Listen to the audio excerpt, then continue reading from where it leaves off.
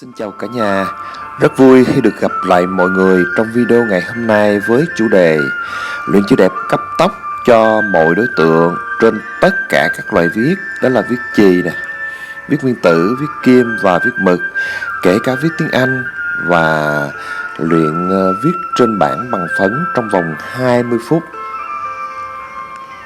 Trước hết thì mời cả nhà sẽ cùng xem cái phần viết bảng của tôi và so sánh cách viết của tôi có giống với mọi người không à. Rồi sau đó chúng ta sẽ cùng chia sẻ, trao đổi về kỹ thuật cũng như cách viết sao cho chữ đẹp hơn.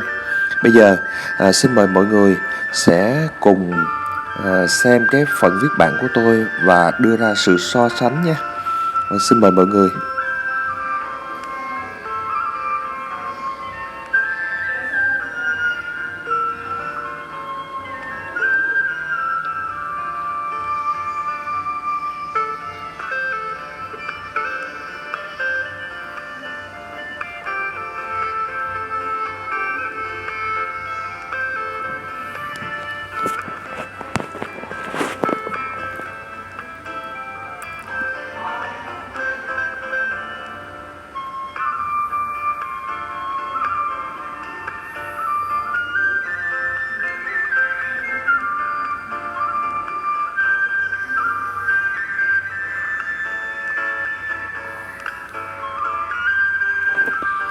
Rồi xem đến đây là quý vị có thấy sự giống nhau và khác nhau về cách viết của tôi với mọi người chưa ạ?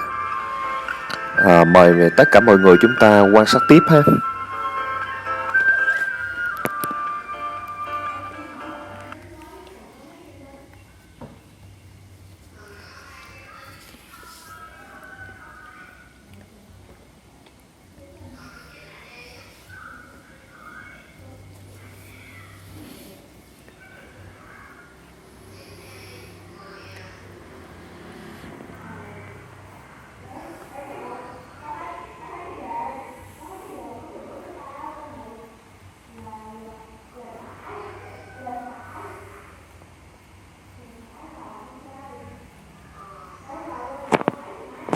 Trong video ngày hôm nay thì chúng ta sẽ có hai phần.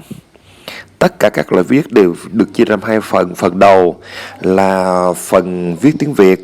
Phần thứ hai là chúng ta sẽ viết tiếng Anh. Và trong phần viết tiếng Anh thì chúng ta chia làm hai câu. Câu đầu là chúng ta sử dụng các chữ cái tiếng Việt để viết tiếng Anh.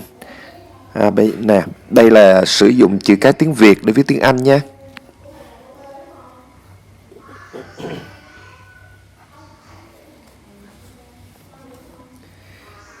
Merry Christmas, Giáng sinh an lành.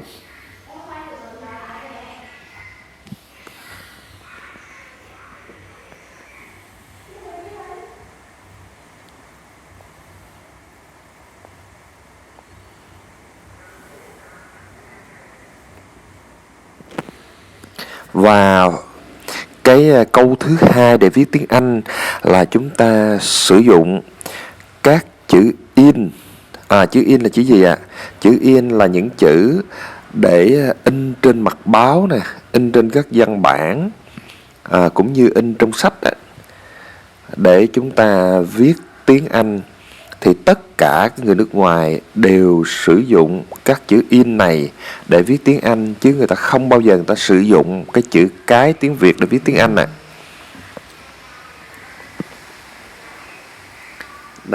Đây là phần viết bảng nhé.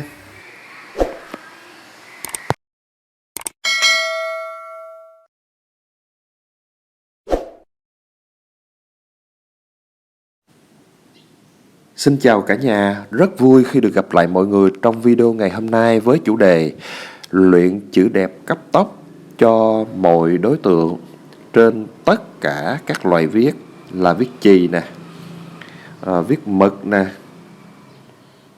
viết nguyên tử nè và viết kim, kể cả viết tiếng Anh và viết bằng phấn trên bảng trong vòng 20 phút.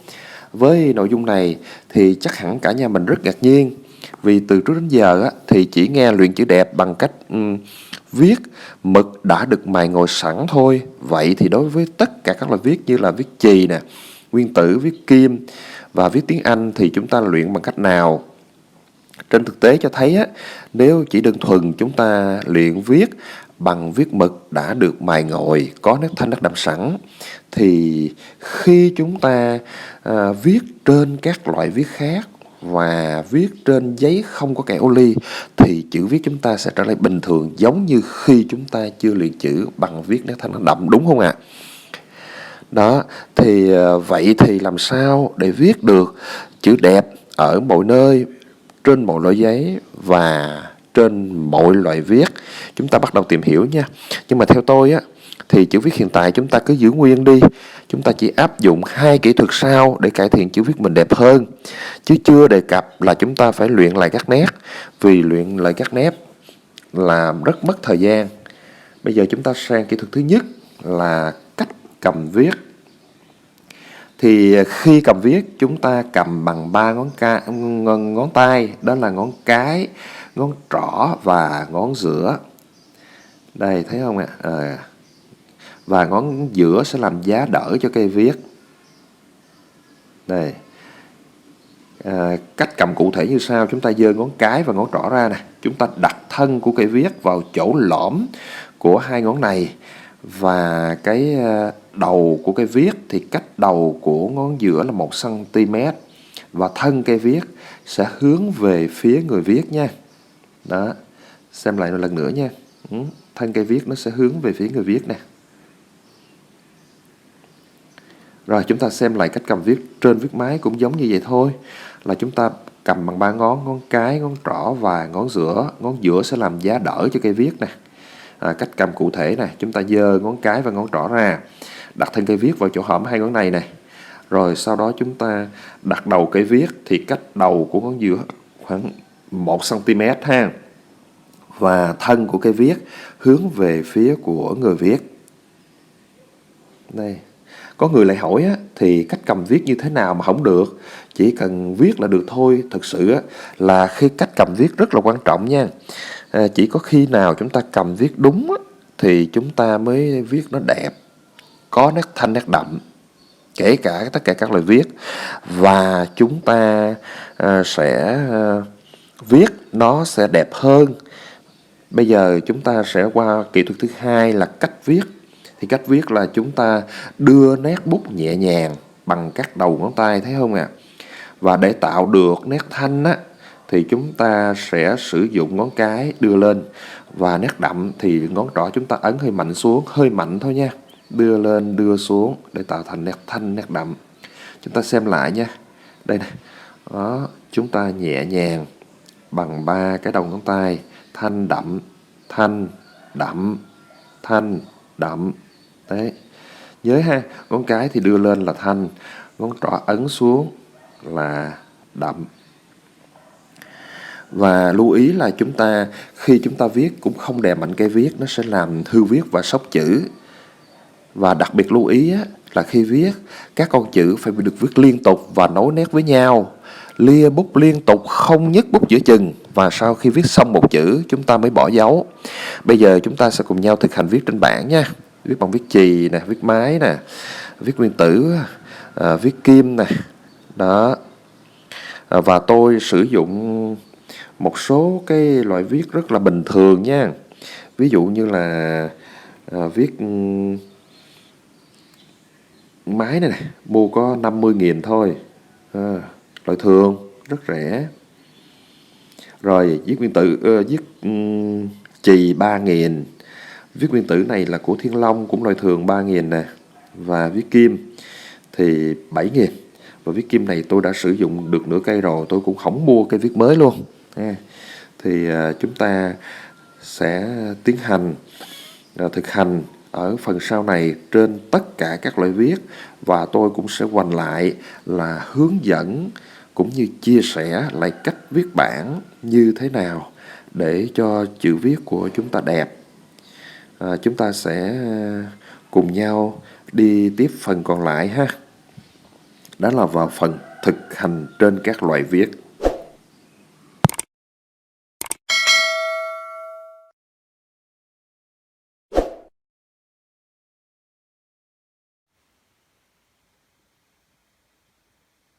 Với viết chì cũng vậy, thì chúng ta cầm viết bằng ba ngón, ngón cái, ngón trỏ và ngón giữa, như phần trên tôi đã trao đổi với mọi người ha.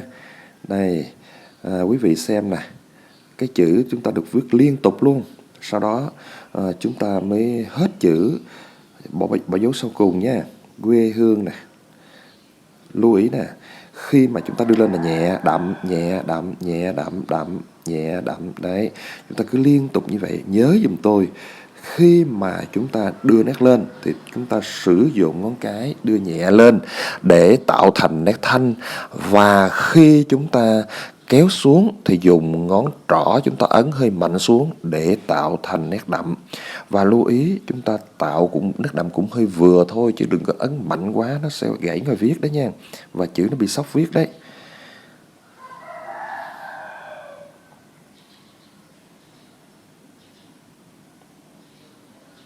Liên tục ha. Đó. Và quan trọng là nếu như chúng ta sẽ áp dụng hai kỹ thuật này vào trong viết thì tốc độ viết chúng ta rất nhanh, không bao giờ mà chúng ta viết chậm được. Bởi vì do chúng ta không nhấc bút giữa chừng và chúng ta nối nét liên tục, chữ vừa đẹp vừa đều mà nó lại tốc độ viết nó cũng nhanh.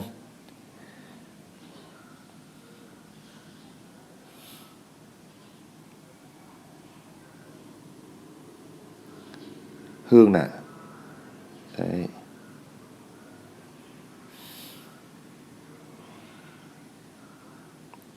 Riêng chữ Hương này á thì do cái ngòi viết chỗ đó nó mỏng quá, thành ra chữ Hương này nó mới hơi bị sốc viết ha. Chỉ có mình chữ Hương này thôi, chứ còn tất cả các chữ khác á thì nó viết bình thường. Mong mọi người thông cảm, chứ không phải là khi một bài viết tất cả đều trọn vẹn 100% ha. Cũng do một phần sơ suất khi chúng ta điều khiển cái viết thôi.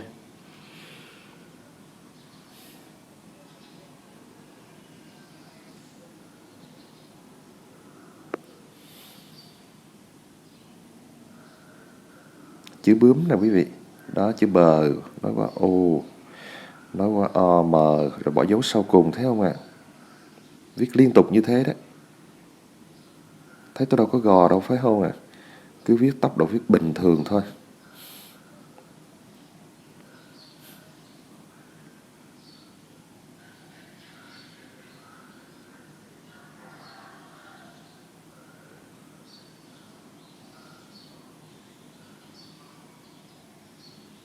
Thấy di chuyển cái tay không ạ? Tay chúng ta thì viết nhẹ nhàng ha, đưa lên đưa xuống uyển chuyển, chứ chúng ta không cứng quá là chúng ta viết không có được. Rồi, sau đây là hai câu tiếng Anh này. How old are you? Bạn bao nhiêu tuổi? Thì cái dòng đầu á là tôi sử dụng cái chữ cái của tiếng Việt để viết tiếng Anh. Và dòng thứ hai là sử dụng các chữ in á, thì tất cả người nước ngoài đều sử dụng tiếng Anh để viết bằng cái chữ cái là chữ in ha. Đấy, chữ in đấy. How old are you? Tiếp theo là chúng ta sang phần viết trên viết bơm mực. Thì viết này á thì tôi đã nói ban đầu á là sử dụng cây viết cũng bình thường ha. Cái giá nó tầm mấy chục ngàn thôi. Và lưu ý này là đối với viết mực thì chúng ta cũng phải viết có nét thanh, nét đậm. Tuy nhiên thì chúng ta cũng không nên sử dụng một cây viết có nét quá đậm, quá thanh. Thì như thế cái chữ của nó rất là cứng. Mình nhìn sơ là đẹp, nhưng mà khi mình về gần lại chữ nó bị thô. Như là tất cả quý vị nếu mà đã xem chữ mẫu của Bộ Giáo dục á, thì các nét thanh của người ta thì cũng không quá thanh, mà nét đậm cũng không quá đậm. Cái chữ nó vừa thôi, nhìn nó sẽ xanh thanh mảnh và nó đẹp hơn. Chứ chúng ta cũng không nên lạm dụng viết mà có nét quá thanh hoặc quá đậm ha.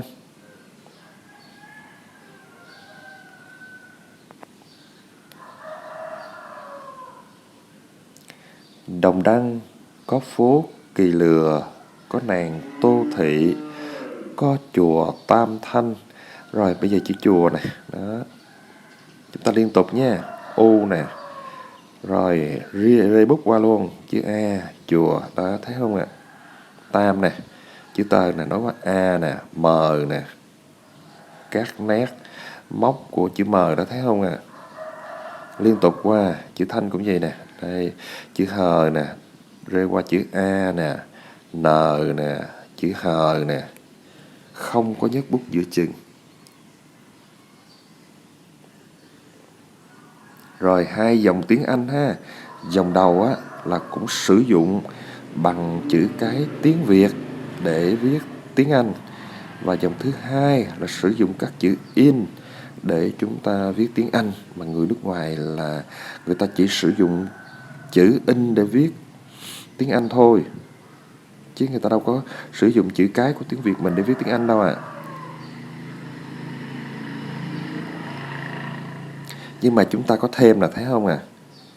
Happy New Year nè, đó. Mặc dù chúng ta sử dụng các chữ cái in, nhưng là thêm một nét nữa chúng ta nói qua nè, nói qua cái con chữ tiếp theo á, thì làm cho cái chữ chúng ta nó được liền mạch và tốc độ viết nó cũng nhanh, thấy không à? Chúng ta chỉ cần nói nét thôi thì nó sẽ đẹp hơn, nhanh hơn.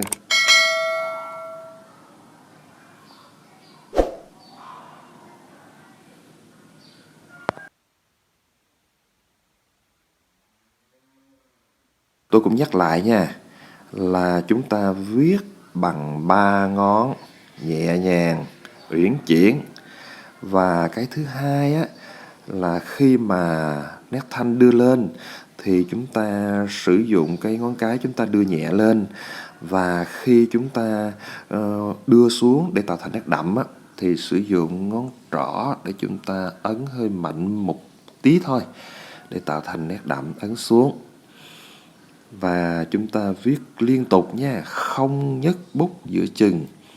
Chúng ta phải nối nét các con chữ lại với nhau. Chỉ khi nào xong một chữ chúng ta mới bỏ dấu và chúng ta viết sang chữ tiếp theo.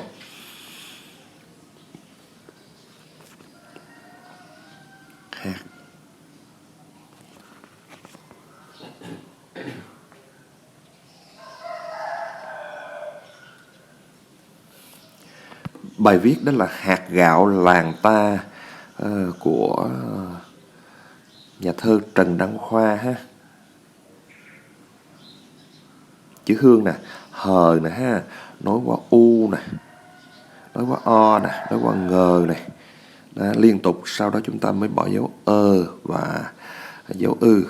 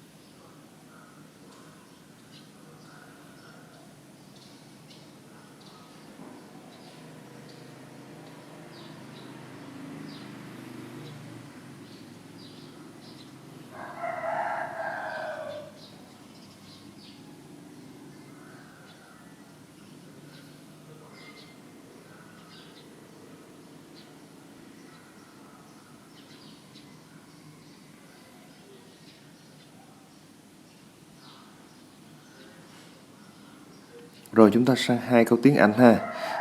Câu đầu tiên thì sử dụng các chữ cái tiếng Việt để viết tiếng Anh. What's your job? Công việc của bạn là gì ha?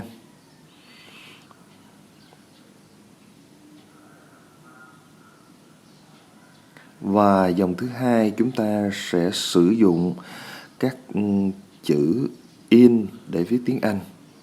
Thì cái này người nước ngoài người ta chỉ sử dụng tiếng Anh để viết bằng các chữ cái in thôi. Nhưng mà chúng ta thêm những cái nét nối thì nó sẽ nhanh hơn, nó đều hơn. Giờ chúng ta sẽ sang viết kim ha.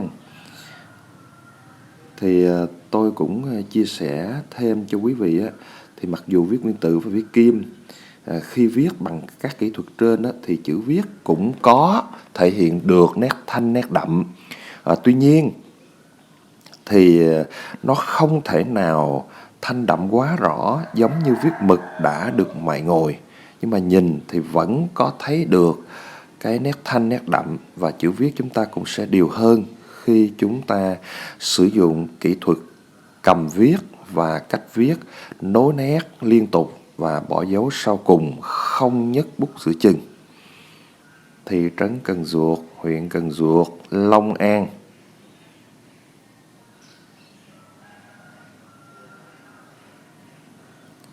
Rồi sau đây tôi sẽ viết tên, danh từ riêng của một số người. Thì đây là tôi sẽ lựa chọn những cái tên rất là ngẫu nhiên, và những tên này tôi sẽ thay đổi nhiều về các chữ cái hoa để cho quý vị chúng ta cùng ôn lại các chữ cái hoa ha.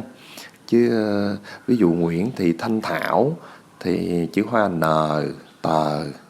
Rồi một số tên khác á, thì tôi sẽ viết tên khác, có chữ cái hoa khác, để cho chúng ta sẽ cùng nhau ôn lại chữ hoa luôn ha.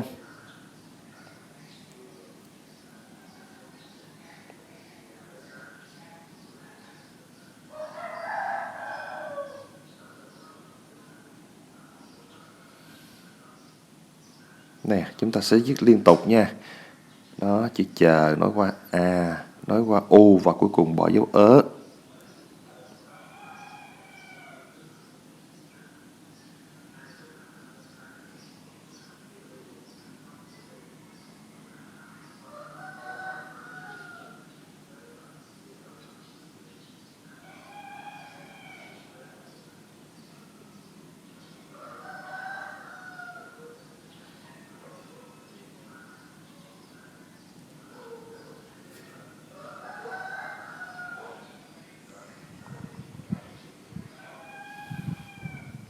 Hai câu tiếng Anh ha.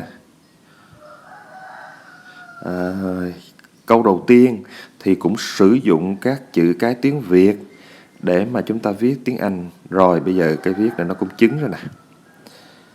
Nó hết ra chỗ này rồi. Để tôi vũ mực xuống coi nó có xuống đều không à.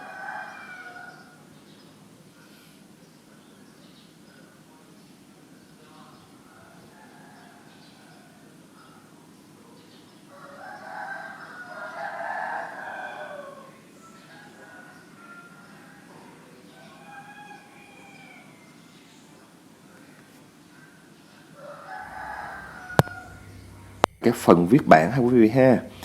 Đây, cái cách viết bảng á, thì đầu tiên là cầm phấn. Cầm phấn nó hơi khác so với cầm viết một chút xíu. Thì cầm phấn chúng ta sẽ sử dụng ngón trỏ nè. Cái đầu của ngón trỏ chúng ta đặt lên một phần đầu của viên phấn, chúng ta viết nó mới đẹp được.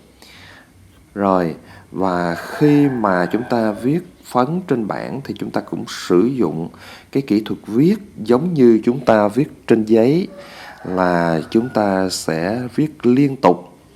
Và khi mà chúng ta viết á, thì muốn tạo thành nét thanh thì chúng ta cũng sử dụng ngón cái, chúng ta đưa nhẹ lên để tạo nét thanh.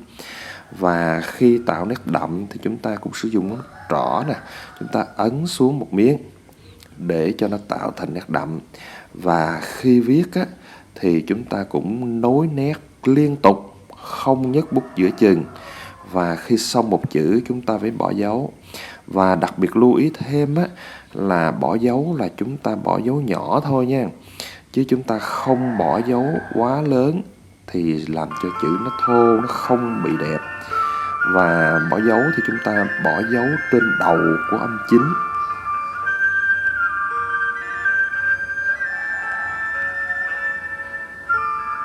Nàng là N nè, nối qua A nè, rồi nối liên tiếp qua N nè, nối liên tiếp qua G nè. Đó, sau đó chúng ta mới bỏ dấu sau cùng. Thấy không ạ? Tôi không có nhấc bút giữa chừng đâu. Chỉ có những chữ nào, ví dụ như chữ Hoa rồi đó, chúng ta không thể nối nét nữa thì chúng ta mới nhấc bút lên nối qua chữ khác, như chữ Tờ nè, thấy không? Thì chữ Hoa này rồi chúng ta đâu có nối nét được nữa đâu, chúng ta bắt buộc phải nhấc bút lên thôi.